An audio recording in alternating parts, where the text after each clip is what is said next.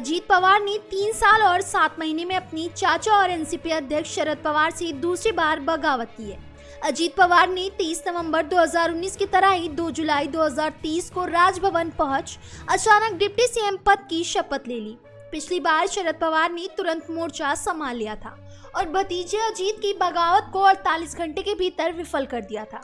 इसके बाद अजीत पवार को डिप्टी सीएम पद से इस्तीफा देना पड़ा था और वे चाचा के खेमे में वापस लौट गए थे। लेकिन इस बार बगावत अपने अगले दौर में पहुंच गई है। शरद पवार और अजीत पवार दोनों गुट खेमाबंदी में जुट गए। शरद पवार एक्शन में आ गए। उन्होंने अजीत के साथ बगावत करने वाले तमाम नेताओं को एनसीपी से बाहर का रास्ता दिखा दिया है। ऐसे में सवाल उठ रहा है कि क्या चाचा भतीजे में पिछली बार की तरह इस बार भी सुलह की कोई गुंजाइश बची है।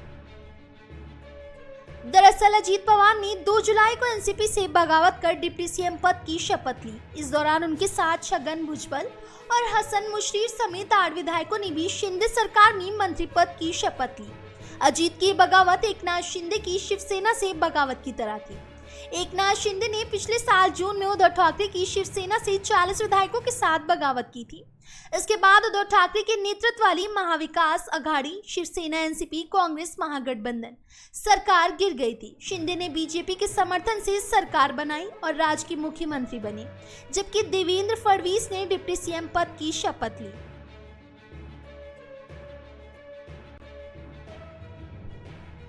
अजीत पवार ने साफ कर दिया कि संघ के बाल उनके साथ हैं। ऐसे में शरद पवार एनसीपी के राष्ट्रीय अध्यक्ष रहते हुए उनके उठाए गए कदम यानी एनडीए में शामिल होने के फैसले का समर्थन करें।